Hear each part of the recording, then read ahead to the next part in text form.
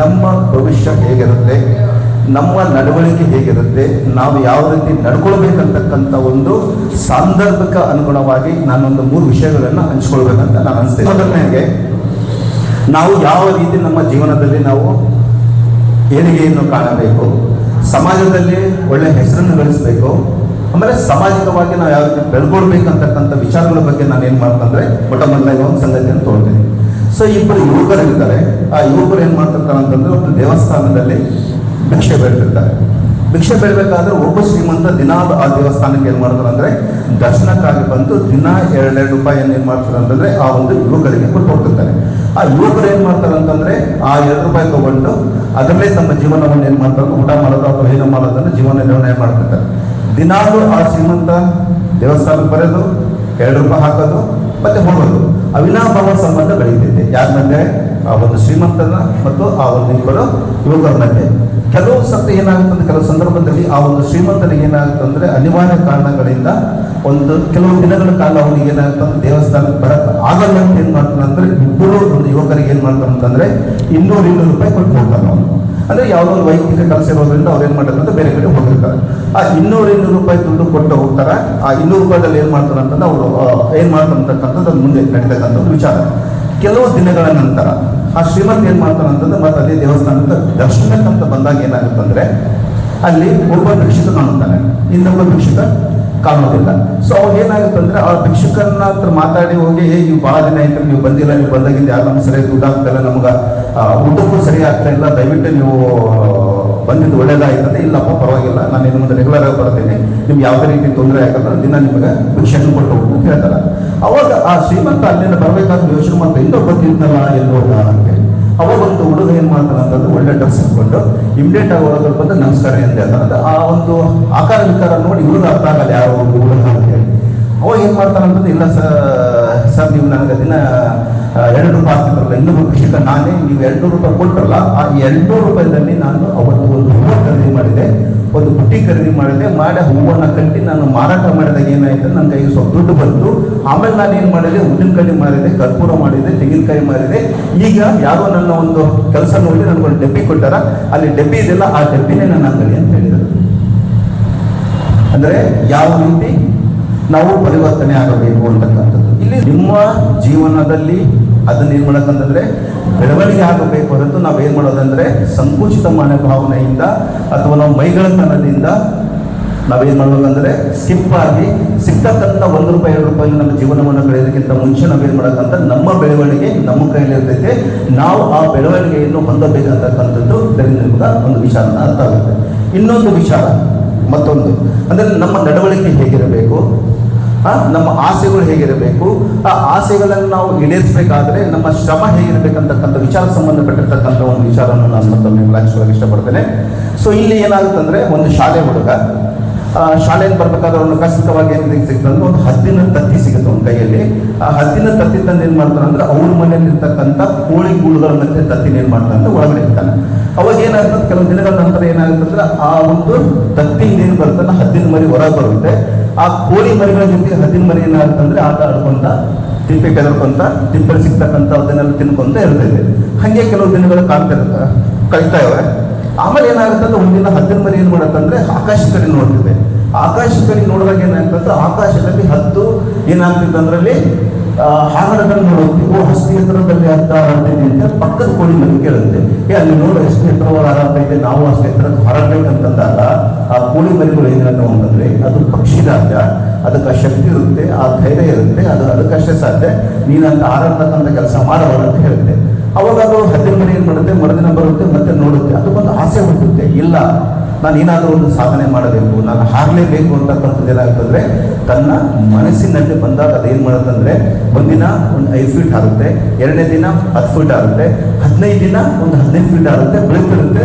ಅವಾಗ ಪಕ್ಕದಲ್ಲಿರ್ತಕ್ಕಂಥ ಕೋಳಿ ಮರಿಗಳು ಏನಂತ ಅಂದರೆ, ಹುಷಾರ್ ಹಾರಾಡಬೇಡ, ರೆಕ್ಕೆ ಮುರ್ಕೊಂತೀಯ, ಕಾಲು ಮುರ್ಕೊಂತೀಯ, ಕಾಲು ಮುರಿದ ಕೋಳಿ ರೆಕ್ಕೆ ಮುರಿದ ಕೋಳಿ ಹಾಕಿ ನೀನು ಹಾರ್ತಕ್ಕಂಥ ಪ್ರಯತ್ನ ಮಾಡಬೇಡ ಅಂತ. ಅದರ ತನ್ನ ಆಟ ಬೀಳೋದಿಲ್ಲ. ಅದು ಏನು ಮಾಡುತ್ತಂತ ಹದ್ದಿನ ಮರಿ ಮತ್ತೆ ನೆಕ್ಸ್ಟ್ ಏನು ಮಾಡುತ್ತಂದ್ರೆ ಹಾರ್ತಾ ಹಂಗೆ ಏನು ಮಾಡೋದಂದ್ರೆ ಆಕಾಶದ ಎತ್ತರಕ್ಕೆ ಏನು ಮಾಡೋದಂದ್ರೆ ಅದು ಹಾರೋಗುತ್ತೆ.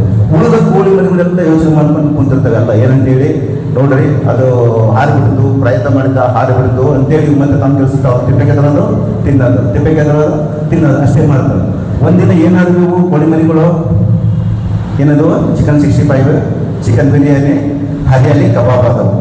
ಆಕಾಶಕ್ಕಾಗಿರ್ತಕ್ಕಂಥ ಹಕ್ಕಿ ಏನಾಯ್ತದು ಪಕ್ಷಿ ರಾಜ ಆದ. ಅಂದ್ರೆ ನಮ್ಮಲ್ಲೂ ಸಮೇತನು ಅಷ್ಟು ಒಂದು ಅಗಾಧವಾದ ಶಕ್ತಿ ಚಾತುರ್ಯ ಎಲ್ಲ ಇರುತ್ತೆ. ನಾವು ಪ್ರಯತ್ನ ಇರಬೇಕು, ಹಾಕ್ತಕ್ಕಂಥ ಶಕ್ತಿ ಇರಬೇಕು. ಬಿದ್ದರೆ ಪೆಟ್ಟನ್ನ ಅಥವಾ ನೋವನ್ನ ತಡ್ಕೊಳ್ತಕ್ಕಂಥ ಶಕ್ತಿ ಏನಿರ್ಬೇಕಂದ್ರೆ ನಮ್ಮಲ್ಲಿಂದ ಮಾತ್ರ ನಾವು ಜೀವನದಲ್ಲಿ ಸಾಧನೆ ಮಾಡಕ್ಕೆ ಸಾಧ್ಯ ಅಂತಕ್ಕಂಥ ಒಂದು ವಿಚಾರವನ್ನು ನಾನು ನಿಮ್ಮಲ್ಲಿ ಹೇಳಕ್ಕೆ ಇಷ್ಟಪಟ್ಟೆ. ಇನ್ನೊಂದು ಕೊನೆಯದಾಗಿ ಇನ್ನೊಂದು ವಿಚಾರ ಹೇಳ್ತೇನೆ ನಾನು ನಿಮಗೆ. ಅಂದರೆ ನಾವು ಜೀವನದಲ್ಲಿ ಹುಟ್ಟಿದ ಮೇಲೆ ಏನಾಗಿರ್ತಂದ್ರೆ ನಾವು ಯಾರಿಗೂ ಋಣಿ ಆಗಿರ್ತೀವಿ. ನಾವು ಜೀವನ ಭೂಮಿ ಮೇಲೆ ಹುಟ್ಟಿದ ಮೇಲೆ ಅಂತ ನಾವು ಋಣಿ ಆಗಿರ್ತೀವಿ. ಅಂದರೆ ನಮ್ಮ ಜೀವನದಲ್ಲಿ ನಾನು ದುಡ್ಡು ಮಾಡ್ತೀನಿ, ನಾನು ಶ್ರೀಮಂತ ಆಗ್ತೀನಿ, ಅಥವಾ ನಾನೇನೋ ಸಾಧನೆ ಮಾಡ್ತೀನಿ ಅಂತಕ್ಕಂಥದ್ದು ಅಷ್ಟೇ ಅಲ್ಲ, ನಾವು ನಮ್ಮ ಏಳಿಗೆಗಾಗಿ ಶ್ರಮ ಪಟ್ಟಿರ್ತಕ್ಕಂಥವ್ರಿಗೆ ಏನು ಕೊಡ್ತಿದ್ದೀವಿ ಅಂತಕ್ಕಂಥದ್ದನ್ನು ನಮ್ಮ ಜೀವನದಲ್ಲಿ ಏನಾಗುತ್ತೆ ಅಂದರೆ ಭಾಳ ಇಂಪಾರ್ಟೆಂಟ್ ಇದೆ. ಸ್ವಲ್ಪ ಎಲ್ಲ ಹೇಳ್ತೀನಿ ನಾನು. ಇಲ್ಲಿ ಏನಾಗುತ್ತೆ ಅಂತ ನೋಡ್ಬೋದು ನಿಮಗೆ. ಇಲ್ಲಿ ಒಂದು ದೊಡ್ಡ ಶಾಲೆಯಲ್ಲಿ ಒಬ್ಬ ಕಾವಲುಗಾರ ಇರ್ತಾನೆ, ಅಂದರೆ ಸೆಕ್ಯೂರಿಟಿ ಗಾರ್ಡ್ ಇರ್ತಾನೆ. ಆ ಸೆಕ್ಯೂರಿಟಿ ಗಾರ್ಡನ ಮಗ ಅದೇ ಸ್ಕೂಲಲ್ಲಿ ಓದ್ತಾ ಇರ್ತಾನೆ. ಅಂದರೆ ಅವನು ಆಲ್ರೆಡಿ ಪ್ರೈಮರಿ ಮುಗಿಸಿ ಹೈಸ್ಕೂಲ್ಗೆಲ್ಲ ಬಂದಿರ್ತಾನೆ. ಏನಾಗಿರ್ತಂದ್ರೆ ಆ ಕಾವಲುಗಾರನಿಗೆ ಏನಾಗಿರ್ತಂದ್ರೆ ಒಂದು ಕಣ್ಣು ಓದಿಲ್ಲ. ಆ ಹುಡುಗನ ಮಗ ಅದೇ ಸ್ಕೂಲಲ್ಲಿ ಓದೋದ್ರಿಂದ ಆ ಕಾವಲುಗಾರನು ಆ ಹುಡುಗ ಅಂತ ಸ್ಕೂಲಲ್ಲಿ ಓದ್ತಕ್ಕಂಥ ಶಕ್ತಿ ಇಲ್ಲ, ಆರ್ಥಿಕವಾದ ಶಕ್ತಿ ಇಲ್ಲ. ಆದರೆ ಒಂದು ಸ್ಕಾಲರ್ಶಿಪ್ ಏನು ಬರುತ್ತಲ್ಲ, ನಾವೇನು ವಿದ್ಯಾರ್ಥಿ ವೇತನದಿಂದ ಅದೇನು ಮಾಡ್ತಾರೆ ಅಂತ ಹೆಂಗೋ ಮಾಡಿ ಕಷ್ಟಪಟ್ಟ ತಂದೆ ಏನು ಮಾಡ್ತಾನೆ ಮಗನ ಓದಿಸ್ತಾ ಇರ್ತಾನೆ, ತಾಯಿ ಇರೋದಿಲ್ಲ. ಈ ಹುಡುಗರು ಏನು ಮಾಡ್ತಿರ್ತಾನೆ, ಚೇಷ್ಟೆ ಮಾಡ್ತಿರ್ತಾರೆ. ಒಕ್ಕಣ್ಣನ ಮಗ ಇವನು ಶುಕ್ಲಾಚಾರ್ಯರ ಮಗ ಇವನು ಅಂತಾಗೆಲ್ಲ ಅವನ ಮನಸ್ಸಿಗೆ ಬೇಜಾರಾಗ್ತಿರುತ್ತೆ, ಮನಸ್ಸಿಗೆ ಅಳ್ತಿರ್ತಾನೆ. ಮತ್ತೇನು ಮಾಡ್ತಾನೆ ಅಂದ್ರೆ ಸುಮ್ಮನೆ ಬಂದು ನೋಡ್ತಿರ್ತಾನೆ. ಹಿಂಗೆ ಅವನು ಹೈಸ್ಕೂಲ್ ಬಂದಾಗ ಏನಾಗುತ್ತೆ ಅಂದ್ರೆ ಅವನ ಮನಸ್ಸು ಪ್ರಬದ್ಧತೆ ಆಗಿರುತ್ತೆ. ಹುಡುಗರಿಗೆ ಏರಿಸೋದ್ರಿಂದ ಒಕ್ಕಣ್ಣನ ಮಗಾಗಿ ನಾನು ಯಾಕೆ ಹುಟ್ಟಿದ್ದೀನೋ, ನಿನ್ನಿಂದ ನಾನು ಮರ್ಯಾದೆ ಇಲ್ದಂಗೆ ಆಗ್ಬಿಡುತ್ತೆ ಸ್ಕೂಲಲ್ಲಿ, ನಿನ್ನ ಮಗ ಯಾಕೆ ಹುಟ್ಟಿದ್ದೀನೋ ನಾನು ಅಂತ ಏನು ಮಾಡ್ತಾನೆ ಅಂತ ಅವನು ಭಾಳ ಬೇಜಾರಲ್ಲಿ ಮಾತಾಡ್ತಾನೆ. ಮತ್ತೆ ಸುಮ್ಮನೆ ಆಗ್ತಾನೆ, ಅವರಪ್ಪನ ಸುಮ್ಮನೆ ಆಗ್ತಾನೆ. ಬೆಳಿಗ್ಗೆ ಡ್ಯೂಟಿಗೆ ಬರ್ತಾನೆ. ಈಗ ಅವನು ಏನಾಗ್ತಾನೆ ಅಂದರೆ ಪ್ರಬುದ್ಧನಾಗಿ ಏನು ಮಾಡ್ತಾನೆ ಅಂದರೆ ಡಿಗ್ರಿ ಲೆವೆಲ್ ಬಂದಾಗ ಮುಂದಿನ ಏನು ಮಾಡ್ತಾರೆ ಅಂದ್ರೆ ಹುಡುಗರೆಲ್ಲ ಭಾಳ ಹೇರಿಸ್ಬಿಡ್ತಾರೆ ಅವನಿಗೆ. ಒಕ್ಕಣ್ಣನ ಮಗ ಅಂತ ಬೈತಿರ್ತಾರೆ. ಅವಾಗ ಅವನು ಭಾಳ ಬೇಜಾರಾಗ್ಬಿಡ್ತೈತೆ. ನಿನ್ನ ಮಗನಾಗಿ ಹುಟ್ಟಿದ್ದೆ ನನ್ನ ಕರ್ಮ, ಯಾವ ಬೇಡ್ಕೊಂಡಿದ್ರೆ ನಾನು ನಿನ್ನ ಮಗನಾಗಿ ಹುಟ್ಟುಬಿಟ್ಟಿದ್ದೀನಿ, ನಾನು ನಿನ್ನಿಂದ ನಾನು ಮರ್ಯಾದೆ ನೀಡಬೇಕಾಗುತ್ತೆ ಅಂತ ಏನು ಮಾಡ್ತಾನೆ ಅಂತ ಹೆಂಗೆ ಬೇಕಾದಂಗೆ ಬೈದು ಬಿಡ್ತಾನೆ. ಬೈದಾಗ ಏನು ಮಾಡ್ತಾನೆ ರಾತ್ರಿ ಬಂದು ಅವ್ನ ಮನೆಗೆ ಅವ್ರ ಅಪ್ಪ ಮಾಡಿರ್ತಕ್ಕಂಥ ಅಡಿಗೆ ಊಟ ಮಾಡ್ತಾನೆ. ಅವ್ರ ಅಪ್ಪನ ಏನು ಮಾಡ್ತಾನೆ ಅಂದರೆ ಊಟ ಮಾಡ್ಕೊಂಡು ಸುಮ್ಮನೆ ಕುಂತಿರ್ತಾನೆ. ಆಮೇಲೆ ಒಂದಿನ ರಾತ್ರಿ ಎದ್ದು ನೋಡ್ತಾನೆ ಮಗ ಏನಂತೇಳಿ. ರಾತ್ರಿ ಎದ್ದು ನೋಡಿದಾಗ ಏನಾಗ್ತಂದ್ರೆ ಅವ್ರ ಅಪ್ಪ ಏನೋ ಬರಿತಾ ಇರ್ತಾನೆ. ಸೊ ಬರೆಯೋದನ್ನು ನೋಡ್ತಾನೆ, ಸುಮ್ಮನೆ ನಿದ್ದೆ ಬರುತ್ತೆ, ಹಂಗೆ ಮಾಡ್ಕೊಂತಾನೆ. ಬೆಳಿಗ್ಗೆ ಎದ್ದು ನೋಡ್ತಾನೆ, ಅಪ್ಪ ಇರೋದಿಲ್ಲ. ಅಪ್ಪನಿರೋದೆಲ್ಲ ಕಾಗದ ಕೊಟ್ಟಿರ್ತಾನೆ, ಕಾಗದದಲ್ಲಿ ಹೋಗಿರ್ತಾನೆ. ಮಗು, ನನ್ನಿಂದ ನಿನ್ನ ತೊಂದರೆ ಆಗ್ತಾ ಇದೆ, ನನ್ನಿಂದ ನಿನ್ನ ಮರ್ಯಾದೆಗೆ ಧಕ್ಕೆ ಆಗ್ತಾ ಇದೆ, ಬಟ್ ಇಲ್ಲಿವರೆಗೂ ನೀನು ನನ್ನ ಕಣ್ಣು ಯಾಕೆ ಹೋಗಿದೆ ಅಂತ ನೀನು ಕೇಳಿಲ್ಲ, ನಾನು ನೀನು ಹೇಳ್ತಕ್ಕಂಥ ಸಂದರ್ಭ ಇಲ್ಲ ಅಂತ ನಾನು ಹೇಳಿಲ್ಲ. ಸೊ ಇನ್ನು ಮುಂದೆ ನಾನು ಜೀವನದಲ್ಲಿ ನಿನಗೆ ಯಾವುದೇ ರೀತಿಯಾದ ತೊಂದರೆ ಕೊಡೋಂಗಿಲ್ಲ. ಬಟ್ ನನಗೆ ಯಾಕೆ ಒಕ್ಕಣ್ಣಾದೆ, ನನ್ನ ಕಣ್ಣು ಯಾಕೆ ಹೋಯಿತು ಅಂತಕ್ಕಂಥ ಒಂದು ವಿಚಾರವನ್ನು ಏನು ಮಾಡ್ತಾನೆ ಆ ಲೆಟರ್ ಬರುತ್ತಾರೆ.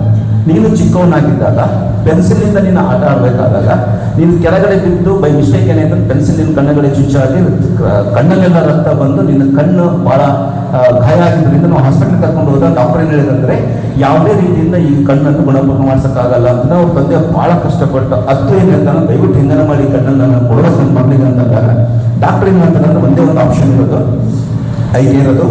ಅದೇನಂತಂದರೆ ಯಾರಾದರೂ ಕಣ್ಣು ಕೊಡೋರು ಅಂತಂದರೆ ನೀವು ಕಣ್ಣು ಕೊಟ್ಟರೆ ಆ ಕಣ್ಣು ಸರಿ ಹೋಗುತ್ತೆ ಅಂತ ಹೇಳಿದಾಗ ತಂದೆ ಏನು ಮಾಡ್ತಾನೆ ಅಂದರೆ ತನ್ನ ಕಣ್ಣನ್ನು ಏನು ಮಾಡ್ತಾನೆ ಅಂತಂದರೆ ಮಗು ಕೊಡ್ತಾನೆ. ತನ್ನ ಕಣ್ಣನ್ನು ಮಗು ಕೊಟ್ಟಾಗ ಅವಾಗ ಅವ್ನು ಕಣ್ಣಾಗುತ್ತಲ್ಲ, ಆ ಲೆಟ್ರ್ ಓದಿರ್ತಕ್ಕಂಥ ಮಗ ಹೇಗಾಗಿರ್ಬೇಕು ಹೇಳ್ರಿ, ಅಳಕ್ ಶುರು ಮಾಡ್ತಾರೆ. ಅದಕ್ಕೆ ನಾನು ನಿಮಗೆಲ್ಲ ಹೇಳ್ತಿದ್ದೀನಿ, ನೀವು ಇಷ್ಟು ದೊಡ್ಡವರಾಗಿ ಈ ಮಟ್ಟಕ್ಕೆ ಬರಬೇಕಾದ್ರೆ ಯಾರ್ಯಾರ ಋಣ ನಿಮ್ಮ ಮೇಲೆ ಇರ್ತದೋ ಗೊತ್ತಿಲ್ಲ, ಹೌದಲ್ಲ? ಯಾವ ಜನ್ಮದಲ್ಲಿ ಯಾರ ಋಣ ನಮ್ಮ ಮೇಲೆ ಇರ್ತದೆ, ಸ್ಪೆಷಲಿ ತಂದೆ ತಾಯಿ ಋಣ ಅಂತ ನಮ್ಮಲ್ಲಿ ಇದ್ದೇ ಇರುತ್ತೆ. ಸುಮ್ಮನೆ ಫೀಸ್ ಕೊಡ್ತಾರ, ಕಾಟಾಚಾರಕ್ಕೆ ಬರ್ತೀನಿ ಕಾಲೇಜಿಗೆ, ನಾನು ಮೊಬೈಲ್ ನೋಡ್ತೀನಿ, ಟೈಮ್ ಪಾಸ್ ಮಾಡಿ ಹೋಗ್ತೀನಿ ಅಂತಕ್ಕಂಥ ವಿಚಾರ ಅಲ್ಲ. ಯಾರ್ಯಾರ ಋಣ ನಮ್ಮ ಮೇಲೆ ಇದೆಯೋ ನಾನು ಯಾವಾಗಲೂ ಹೇಳ್ತಿರ್ತೀನಿ.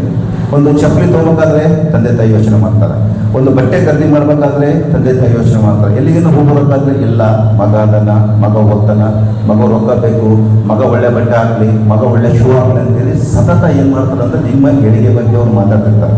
ಇದು ಯಾವುದೋ ಒಂದು ನಾನು ಇಂದು ಭಾಷಣ ಮಾಡ್ತೀನಿ ಅಂತಕ್ಕಂಥ ವಿಚಾರಗಳು ಅಥವಾ 2 ವರ್ಷದಲ್ಲಿ ನಾವು ಮಾಡಿರ್ತಕ್ಕಂಥ ಪಾಠದ ಮಾತುಗಳೆಲ್ಲ. ಇವತ್ತು ನಾನು ಹೇಳ್ತಕ್ಕಂಥದ್ದು ನಿಮ್ಮ ಜೀವನದ ಒಂದು ವಿಷಯಗಳ ಸಂಗತಿಗಳನ್ನು ಈ 3 ಸಂಗತಿಗಳಿಂದ ನಾನು ಹಂಚ್ಕೊಂಡಿದ್ದೇನೆ.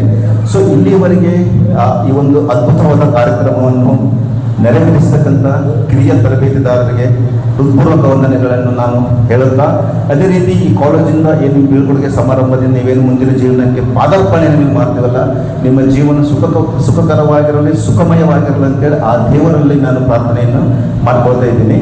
ಮುಗಿಸುತ್ತೇನೆ. Thank you so much. Thank you.